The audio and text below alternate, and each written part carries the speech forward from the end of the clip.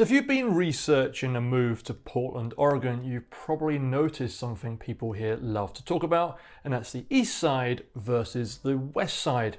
And it's more than just geography. These two halves of the city feel like completely different worlds, from the architecture to the atmosphere to the neighborhoods, and even the types of people who tend to live there.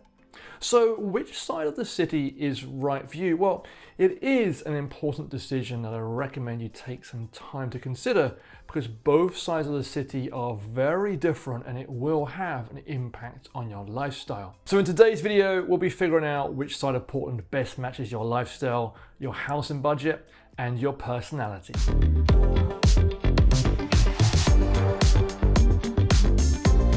So hello, I'm David Backholer. I'm a real estate broker based here in Portland, Oregon, and I specialize in helping people relocate to the Portland metro area. Now, if you're watching this from out of state, this video is going to give you a big head start on your search. Now, in today's video, I'm going to walk you through what makes the east side and the west side of the city so different. We'll show you what types of homes you'll find, talk about pricing, and point out a few of my favorite neighborhoods on each side of the city. Okay, so let's dive into the main part of the video, and we'll start things off by giving you a quick overview on the location. So let's bring up the map and I'll show you exactly how Portland is divided. Okay, so we're on our map of Portland. The Willamette River, which is this river right here, this goes right the way through the center of Portland. And when we talk about West and East Portland, this is really the defining factor about what separates the West from the East. So really everything east of this Willamette River is going to be called East. There's a couple of exceptions, and anything west of it will be called West Portland. The exception is this kind of little area up here. This is technically North Portland, but we're going to classify it as part of East Portland because of its location east of that Willamette River. You may be aware there's quadrants in Portland, so northeast, southeast, southwest, and northwest Portland. They're kind of logical about how they flow. Now, starting with East Portland, some of the most prestigious, old, characterful neighborhoods are going to be places like Irvington, Grant Park, Laurelhurst, Mount Tabor, Ladd's Addition, which has this really unique kind of layout right here.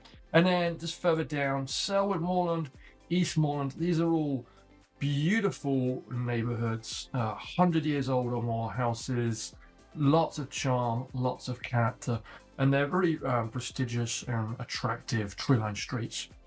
As you get a little further east of those, and you can see they're all quite central, kind of close to get to like downtown, for example. As you get a little bit further east of that, prices drop. The character of these neighbors is not as affluent and not quite as desirable. Not saying it's less desirable, but those areas I mentioned are really high on that desirability. You'll see though, these neighborhoods mostly follow a grid system, all right? And you can see the numbers, 29th, 30th, 31st Avenues, they all go north to south, and then the named streets go from west to east. Okay, so that's kind of how that's split up. On the west side, there is a grid system here, but it's not everywhere. But this area immediately west of the Willamette River, let's just put our satellite view down. You can see this is all, this is downtown we're looking at right now. You've got the Pearl District just north of this.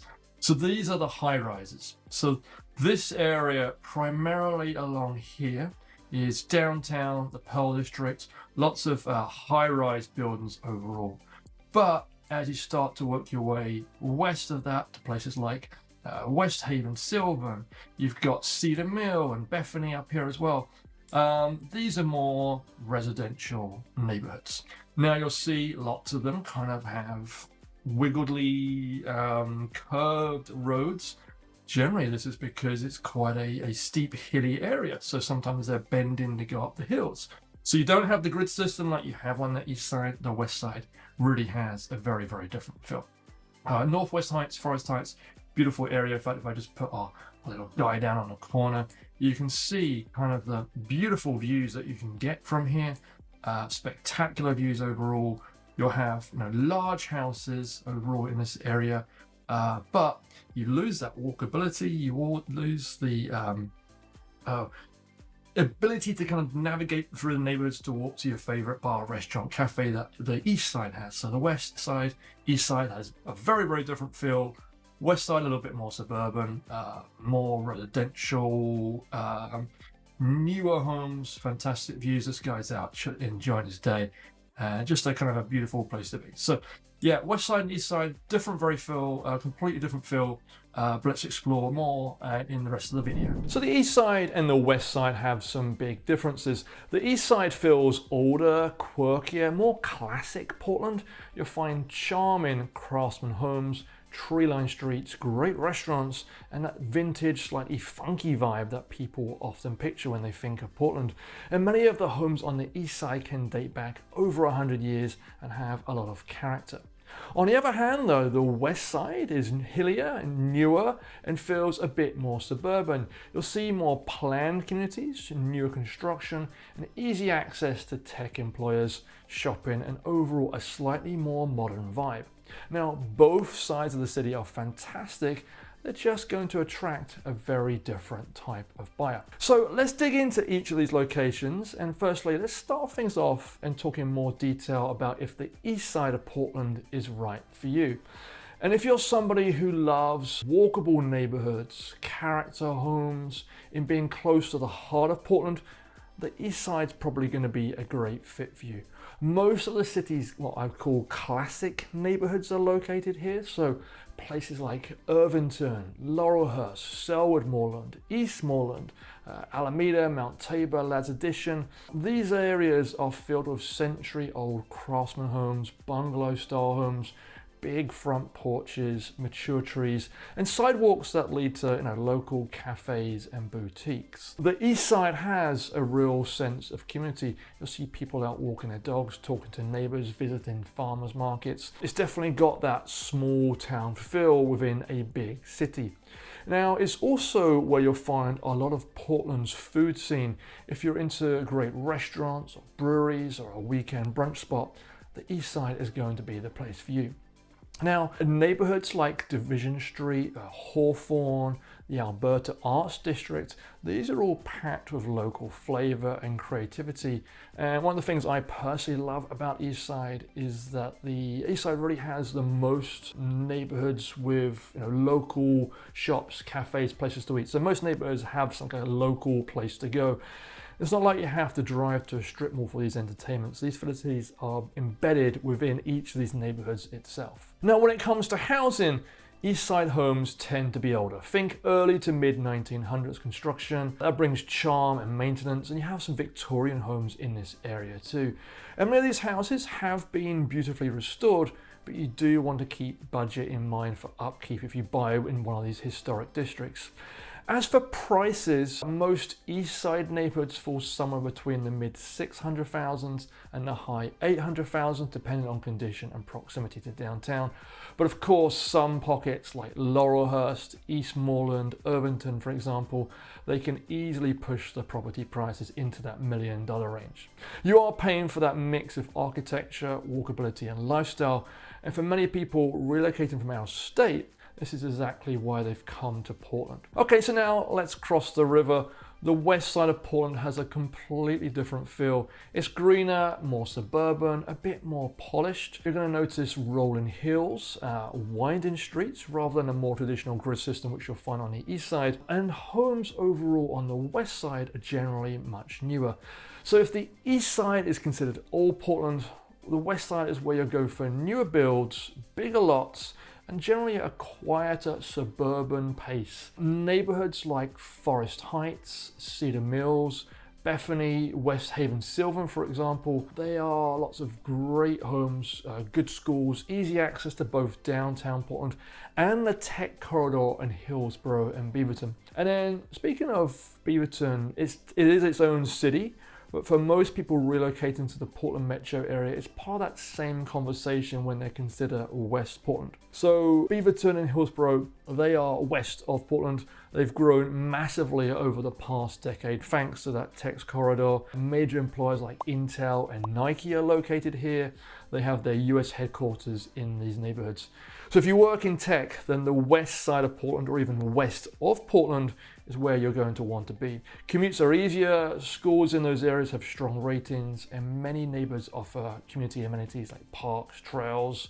Remember, it is more hillier, so you've got some fantastic walking trails as well. Now, you'll find homes on the west side from the late 1900s, early 2000s, so 50 years old, 20 years old, kind of in that range.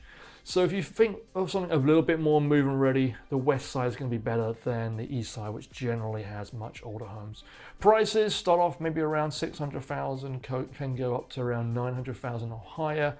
Places like Forest Heights, Bethany, for example, generally more desirable. Prices can be a little bit higher. But I would say you generally have a similar sort of price point west to east, but those maintenance costs on the west side generally will be a little bit less than the east side. Okay, so moving on, what's it actually like living on each side?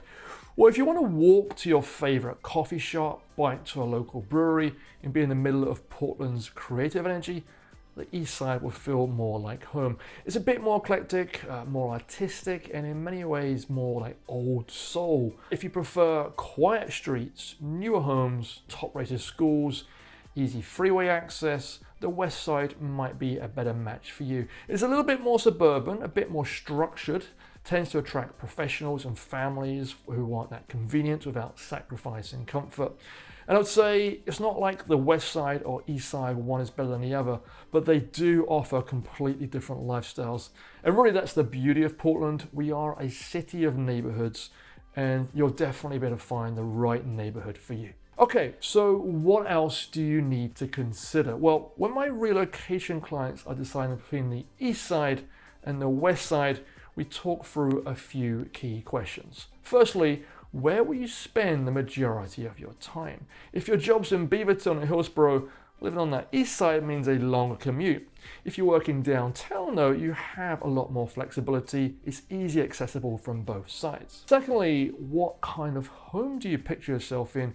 If you dream of a craftsman with a beautiful front porch and character, you're probably going to want to be on the east side. If you want a newer home with better floor plans, more modern floor plans, modern systems, 2-car garages, lower maintenance, you'll probably find more at home on that west side. Then thirdly, think about your daily rhythm. Do you like walkable restaurants, that vintage Portland feel? Do you prefer clean, quiet neighborhoods with great parks, newer schools?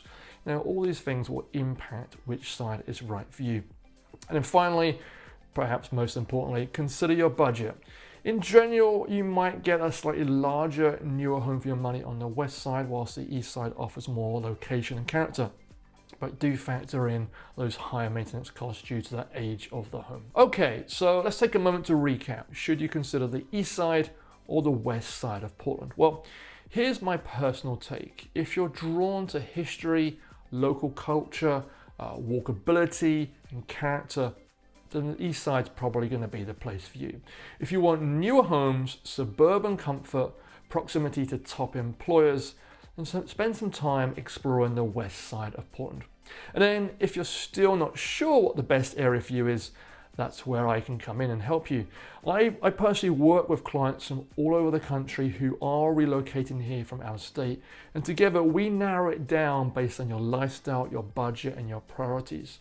I'll personally show you around both sides of the city, virtually or in person, and I'll be able to help you find the right neighbor that feels right. So if you are thinking about buying a home here, feel free to reach out to me. My contact details are down below. You can send me an email, send me a text, give me a call, and we'll set up a Zoom call and I'll be able to talk you through which is the right place for you based on your own specific needs. But for now, thank you so much for watching.